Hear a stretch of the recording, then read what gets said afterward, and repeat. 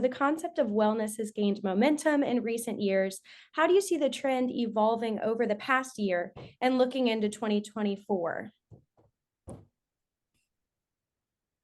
Yeah, I could go. I think from my end, you're seeing health and wellness kind of expand beyond the physical body and the physical health. I think people are a lot more interested also in understanding their holistic health and wellness, so encompassing a lot more emotional, mental, spiritual health, even in their practices. And I think it's really wonderful to see that. Absolutely. Yeah, I agree. There's so many aspects to wellness. And I think we're kind of branching out into that eight spoke wheel of all the ways that our wellness can be improved, which is really exciting. Anything else to add?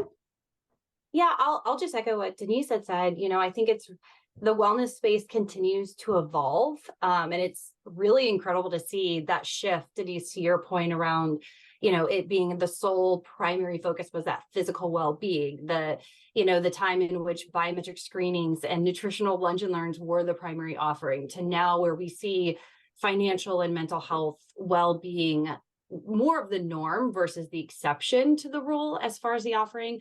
I would say now, kind of to your point around the spiritual, we're starting to see those seasoned employers who've been offering that multi-dimensional type of program start to focus on really what matters most to employees and looking at focusing on their values, their purpose, their social connections, and not just in their personal life, but also in their professional life.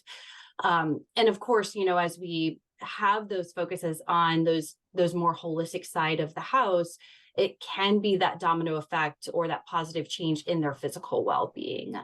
So I would say that's just so exciting to see that more holistic or that kind of that mix, that well-balanced program of not just the physical health, but the holistic side. Absolutely. Marley, I'll add to the wonderful comments that have already been made that incorporating this philosophy into treatment of actual medical conditions is critically important. And that's what we're doing at Vori. So like when we think of a biopsychosocial model, which is the model that we embrace, we understand that, for example, if someone has low back pain, because we take care of a lot of patients that have low back pain, it's so common, right?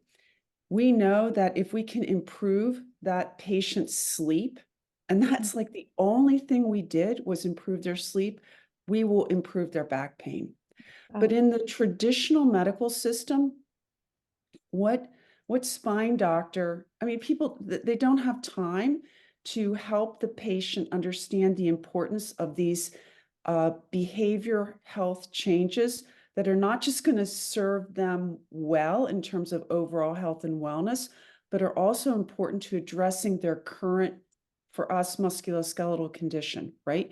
Mm-hmm. So in our biopsychosocial model, we incorporate that.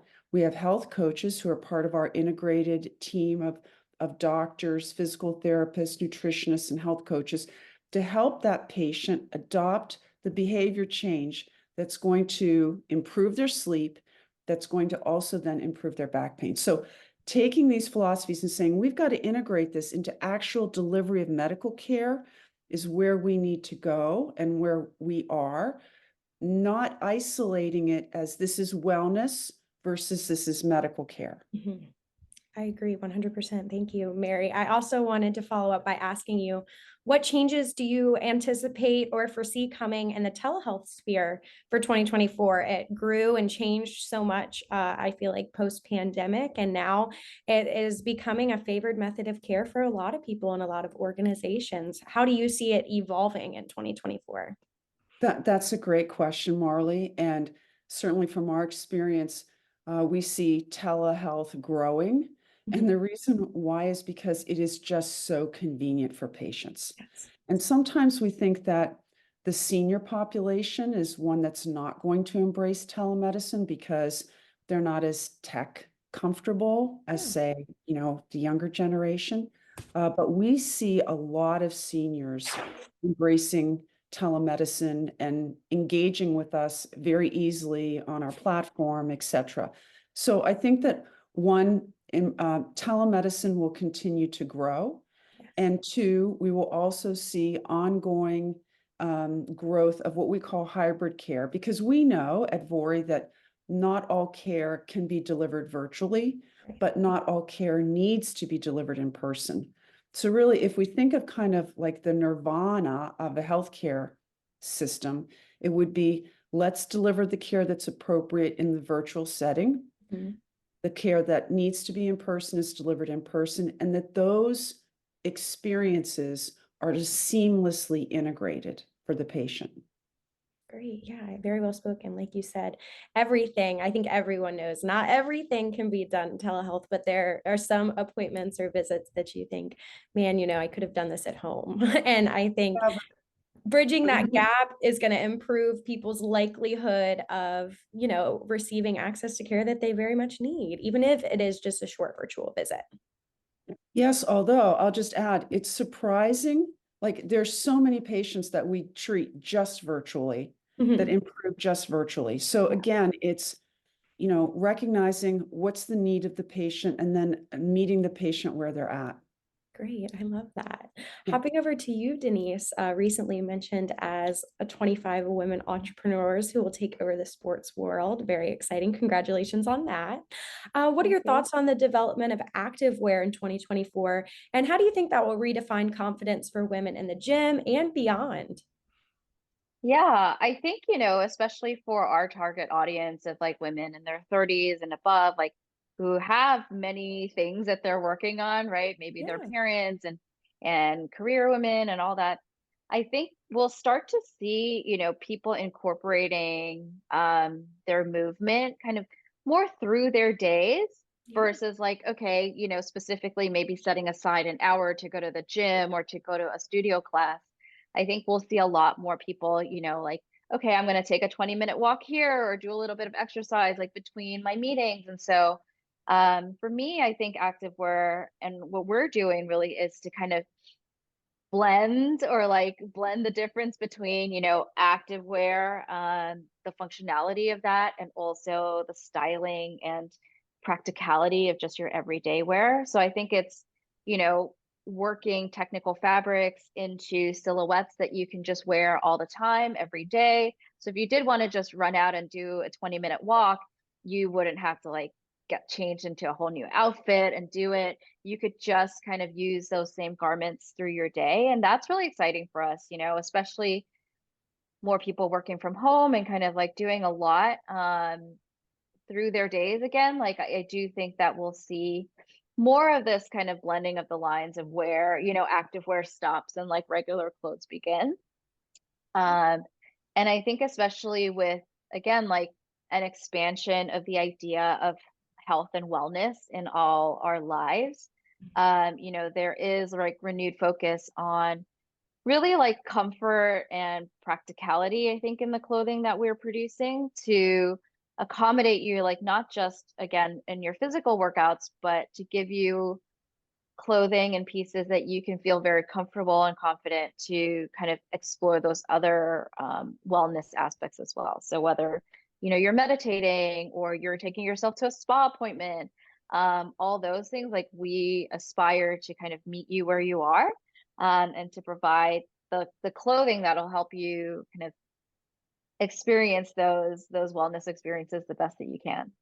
Absolutely. I think about how athleisure plays a big role in my life because if you kind of don't embrace that, I was going through so many outfits per day.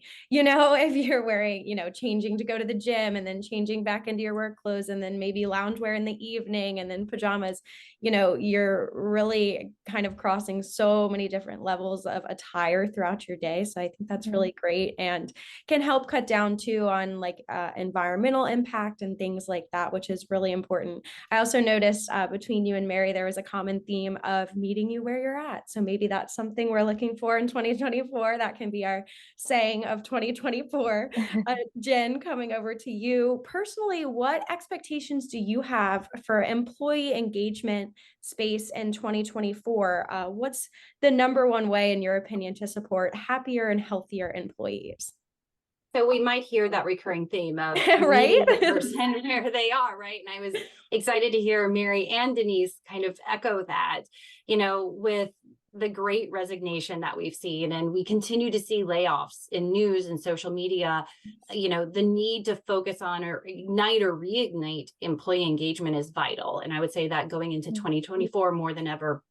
Ken Blanchard is an author, and he coined the term raving fans. That raving fans term was really focused on creating raving fans in the customer service space. And I am a huge fan myself of this type of theory. It's really about creating customers that they're so overwhelmed or so floored by the service that they receive, they can't stop telling people about it. I think it's really about how do we shift that internally, and creating those brand advocates, raving fans really does have to start internally. We want our employees to not just be engaged, so that our customers are talking about us, but we want your employees to be engaged and become raving fans. And employees, I would say, to achieve the happy, supported employees want to feel valued, they want to feel cared for, and they want to feel heard. It's really that humanized workspace that's been talked about in the past is really resurfacing now. And what I value and how I perceive caring looks different than Mary, Denise, you, Marley, than even others in this session. So you think about that, meeting the person where they are. We need to gather more feedback and data and use that data for good to really personalize that employee experience, so that if my supervisor or my leaders understand what I value and what my identified purpose is, they can utilize that to motivate me and really get me more engaged at work. So example, my passion in life is giving back to the community and volunteering in my community. And so knowing this, if my employer were to provide me hours to volunteer, or maybe even a donation in my name to a charity, I would feel, and by the way, Navigate does an amazing job around this. Our mission is do good things. But if more employers did this, their employees would feel cared for. They would feel valued. They would then boost their engagement. They would essentially become that raving fan of their own organization. I love that. And I love sharing examples that aren't directly based on a financial scale, things that feel good to us on the inside, that may, support our personal passions, because everyone is completely different in that endeavor. And that plays a lot into your wellness, just in general, like fueling that part of you that gives you purpose on this earth, and, interacting with other people with like-minded, thoughts, feelings, and organizations. I love that. So question to each of you as we start wrapping up today, just curious, what is one health and wellness trend that you will wholeheartedly be embracing in 2024? So I'll kick it off, since I just wrapped up on my answer. I tend to move very quickly through life, evidenced by a few things that I've done, maybe thrown some things in the washer that I shouldn't have. I'm like, how did a book end up in the washer? But that's just an example of how I've moved too quickly and not being cognizant or mindful. And certainly, as I have two young kids who are aging quickly, and I've got one in middle school and one in elementary school, and I just want to take the time to really slow down and focus on mindfulness for the next year. Great. I love that. That's a perfect answer. I can go. I'm really excited about, kind of the personalization of a lot of health activities, and the ability to kind of really tailor your wellness really to you. Yes. So, this year I've been working with a lot of functional medicine doctors, like examining like my personal blood, my personal blood panels and my personal gut health, and really being able to like tailor a program into like specifically me. And I'm really excited to kind of see the evolution of that and the growth of that next year. Absolutely. Yeah. I think that's a really exciting aspect as well, that is becoming more and more accessible to the masses, whereas it always seems so elite and, who would have access to that, but now it's becoming commonplace. Mary, what about you? Well, my personal health commitment is to consistently get better sleep. That's a great one. I mean, just being honest, right? And that's something that I can control and can do a better job of. So that's really my personal commitment. On the Absolutely. more global scale, right? I'll just briefly mention that I think that the emergence of the GLP-1 meds, so these new obesity medications, are very exciting, but yet really need to be met with this whole concept that we've been talking about of lifestyle modification and wellness those if those medications are going to have longer term impact. So that's something that we are embracing at Vori Health, and I'm very excited about that because this really disturbing trend of this overwhelming obesity epidemic in this country is just so bad for everyone's health and wellness, and finding ways of effectively reversing that and really supporting people because, and by the way, Marley, so many of them have musculoskeletal issues. You get heavy, your Mhm. joints hurt, your back hurts. So I think that's really exciting for us as we enter into 2024. Yeah, absolutely. That's something that we had recently been talking about at Caravan is some of our goals for 2024 is working towards and some more introductions of weight management plans. We recently learned that 72% of American adults are either obese or overweight. And there's so many resources and things that we just talked about in health and wellness that would, are maybe a quick fix or a diet or a special juice that will help you, but like you mentioned, long term we need something that's going to last and change your life in the long run.